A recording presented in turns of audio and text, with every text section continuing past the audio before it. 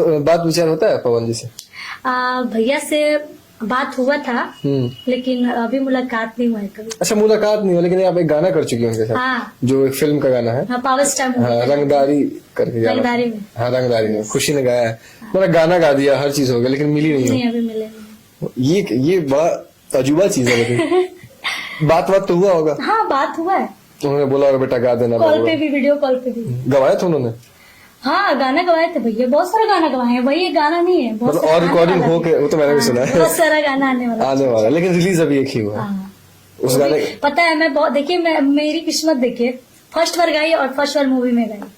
वो भी गाना हिट है, पावर स्टार मूवी में गाना भी हिट हो गया। हाँ, क्या बात। उस गाने के बाद खुशी की लाइफ में कुछ बदलाव आया?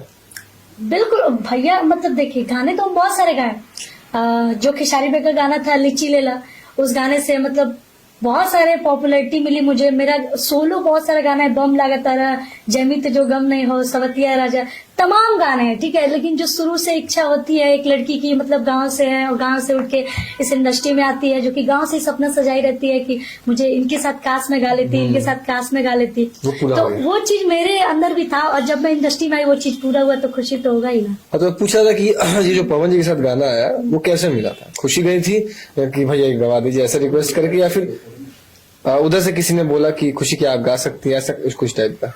मैं रूम पे थी अपने, बैठी हुई थी, और शायद मैं क्या स्टूडियो ही जाने वाली थी, ठीक है।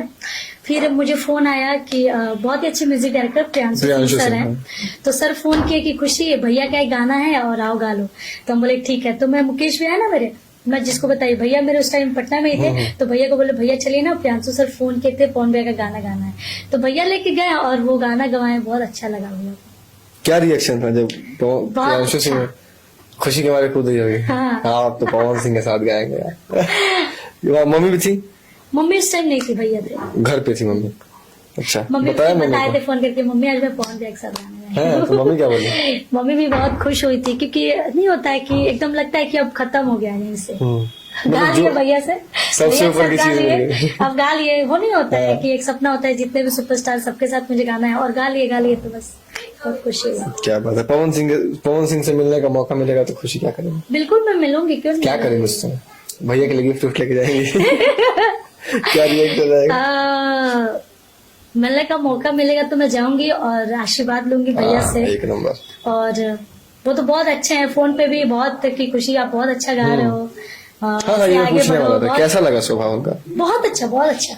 रूड बात करते हैं, एटीट्यूड में बात करते हैं? नहीं, बिल्कुल नहीं, बहुत प्यार से, बहुत अच्छे से बोले थे कि खुशी बहुत अच्छा गा रहे हो आप, बहुत अच्छा कर रहे हो बेटा, अच्छे से गाओ, मेहनत करो, बहुत आगे जाओगे। बहुत अच्छे से बात सपोर्ट करते हैं। बिल्कुल। क्या बात है, मतलब सारी चीजें निकल रही है खुल के, तो मजा आ रहा है सुनने में भी, बात करने में भी। उनका आशीर्वाद लेने जरूर जाएंगे। बर्थडे में जा सकती थी, अभी रिसेंटली बर्थडे। अब बर्थडे में इसलिए नहीं जा पाए ना, क्योंकि हम थे नहीं, हम ना घर थे ना पटना थे, हम चंडीगढ़ गए हुए थे, अभी फैमिली के साथ गए थे घूमने। तो हाँ, घूमने के लिए ही गए थे फैमिली के साथ, तो इसलिए हम नहीं जा पाए।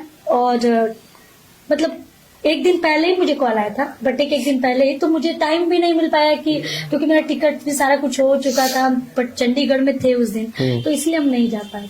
विश किया था पवन जी? हाँ, विश किए थे। भैया से डायरेक्ट बात नहीं हो पाया था, लेकिन हम ऋतिक सर को